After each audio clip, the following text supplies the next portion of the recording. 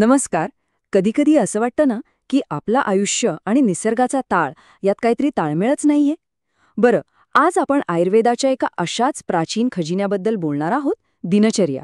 हे एक असं ज्ञान आहे जे आपल्याला शिकवतं की आपली रोजची साधी दिनचर्या निसर्गाशी कशी जोडावी आणि त्यातून उत्तम आरोग्य कसं मिळवावं. चला तर मग हे रहस्य उलगडून पाहूया. जरा एक विचार करा. काय होईल जर आपल्या रोजच्या साध्या सवयी म्हणजे कधी उठायचं, काय खायचं, ह्याच आपलं सर्वोत्तम औषध बनल्या तर? वाटतंय ना कमाल, पण आयुर्वेदानुसार हे अगदी शक्य आहे. आपली दिनचर्या म्हणजे फक्त कामांची एक लिस्ट नाहीये, तर ती आपल्या आरोग्याची गुरुकिल्ली आहे. तर मग ही दिनचर्या आहे तरी काय? नाव ऐकून काहीतरी अवघड वाटतंय का? अजिबात नाही. बघा, दिन म्हणजे दिवस आणि चर्या म्हणजे आचरण. एकदम सोपं आहे. ही काही नियमांची जंत्री नाहीये, तर निसर्गाच्या तालावर जगण्याची एक सुंदर कला आहे. जसा सूर्य उगवतो आणि मावळतो, अगदी तसंच आपल्या शरीराचंही एक स्वतःचं घड्याळ असतं, एक चक्र असतं. आता दिनचर्या नीट समजून घ्यायची असेल तर आपल्याला थोडं आयुर्वेदाच्या मुळाशी जावं लागेल. आयुर्वेदाचं म्हणणं काय आहे माहितीये? आरोग्य म्हणजे दुसरं तिसरं काही नसून शरीरातल्या ऊर्जेचं संतुलन.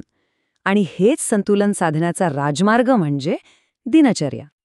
आयुर्वेदानुसार ना आपलं शरीर 3 मुख्य ऊर्जांनी, ज्याला दोष म्हणतात, बनलेलं आहे. इथे बघा, पहिला आहे वात म्हणजे हालचाल. आपला श्वास, रक्ताभिसरण हे सगळं वात सांभाळतो. दुसरं पित्त म्हणजे शरीरातली आग, आपलं पचन, शरीरातली ऊर्जा हे पित्ताचं काम. आणि तिसरं आहे कफ म्हणजे स्थिरता आणि मजबूती, आपल्या शरीराची रचना. एक चांगली दिनचर्या काय करते तर या तिन्ही दोषांना बॅलन्समध्ये ठेवते आणि मग आरोग्य आपोआप उत्तम राहतं. चला तर मग आता दिवसाच्या प्रवासाला सुरुवात करूया, पण आयुर्वेदाच्या नजरेतून. एक म्हण आहे ना, well begun is half done. दिवसाची सुरुवात जर योग्य झाली तर अख्खा दिवस ऊर्जा आणि सकारात्मकतेने भरलेला जातो. पाहूया कसं ते. आयुर्वेदाचा सगळ्यात पहिला आणि महत्त्वाचा नियम, सूर्य उगवायच्या साधारण 1.5 तास आधी उठा. या वेळेला म्हणतात ब्राह्ममुहूर्त. आता एवढ्या लवकर का उठायचं? कारण यावेळी ना सगळा निसर्ग शांत असतो, हवा एकदम शुद्ध असते आणि वातावरणात एक वेगळीच सकारात्मक ऊर्जा असते. ध्यान आणि आत्मचिंतनासाठी यापेक्षा चांगली वेळ असूच शकत नाही. बरं, उठल्यानंतर शरीराला आतून आणि बाहेरून स्वच्छ करण्याची वेळ येते. काही अगदी सोप्या गोष्टी आहेत. पहिलं म्हणजे मलविसर्जन करून शरीर आतून साफ करणं. दुसरं, दात घासून आणि जीभ साफ करून तोंडातील रात्रभर साचलेले विषारी घटक काढून टाकणं. आणि हो, 1 ग्लास कोमट पाणी नक्की प्या. हे आपल्या पचनसंस्थेसाठी मॉर्निंग अलार्मसारखं काम करतं. शरीर शुद्ध झालं की त्याला थोडी गती द्यायची. काही योगासनं, सूर्यनमस्कार किंवा साधं चालणं, काहीही चालेल. याने शरीरातला आळस जातो आणि रक्ताभिसरण सुधारतं. एक गोष्ट लक्षात ठेवायची, इथे कोणाशीही स्पर्धा नाहीये. आपल्या शरीराला जेवढं झेपेल तेवढाच व्यायाम पुरेसा आहे. आणि आता येतोय खूप सुंदर विधी, अभ्यंग. म्हणजे स्वतःवर प्रेम व्यक्त करण्याची एक पद्धत. कोमट तेलाने संपूर्ण शरीराला मालिश करणं. आहा, हे फक्त त्वचेसाठी नाही हं. याने मन शांत होतं, शरीर मजबूत होतं. हा खरं तर स्वतःला दिलेला एक अनमोल वेळ आहे.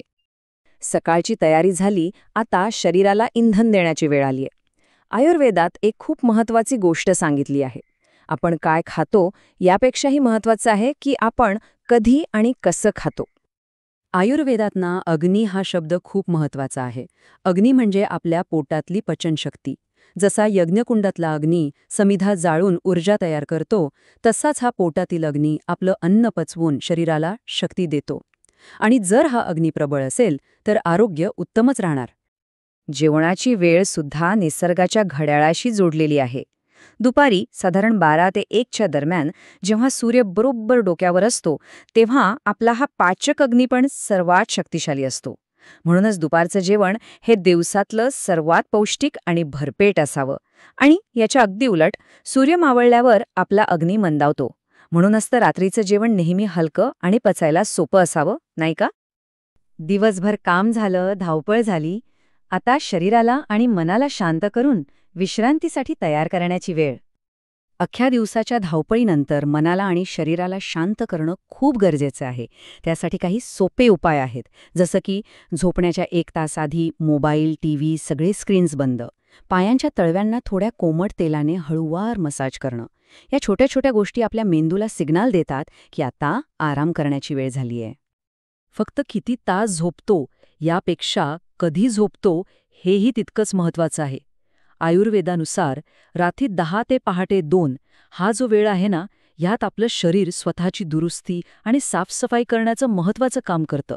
म्हणून या गोल्डन आवर्समध्ये गाढ झोप घेणं निरोगी आयुष्यासाठी खूपच आवश्यक आहे. आत्तापर्यंत आपण पाहिलं की रोज काय करायचंय, पण या सगळ्याचं सातत्याने पालन केलं तर दीर्घकाळात ह्याचे काय फायदे होतात ते पाहूया. तर मग या दिनचर्येचं सातत्याने पालन केल्याने मिळतं तरी काय? तर दोषांचं संतुलन, मजबूत प्रतिकारशक्ती, उत्तम पचनशक्ती, मानसिक शांती आणि दिवसभर टिकणारी ऊर्जा. या छोट्या वाटणाऱ्या सवयी आपल्या आयुष्यात खूप मोठे आणि सकारात्मक बदल घडवून आणू शकतात. ही टाईमलाईन बघा. एका नजरेत आपल्याला कळतं की एक आदर्श दिवस कसा असू शकतो. सकाळच्या शांततेपासून ते रात्रीच्या आरामापर्यंत प्रत्येक गोष्ट योग्य वेळी केल्याने आयुष्याला एक नैसर्गिक ताळ मिळतो. आणि हेच तर आहे निसर्गाच्या तालावर जगणं. आणि शेवटी एक गोष्ट नेहमी लक्षात ठेवायला हवी. आरोग्य ही काही एका दिवसात गाठायची गोष्ट नाही. तो एक प्रवास आहे जो रोजच्या छोट्या छोट्या पावलांनी पूर्ण होतो. आपली दिनचर्या ही फक्त दिवसाची आखणी नाही, तर ती आपल्या आरोग्याचं भविष्य ठरवते. आता निवड आपल्या हातात आहे.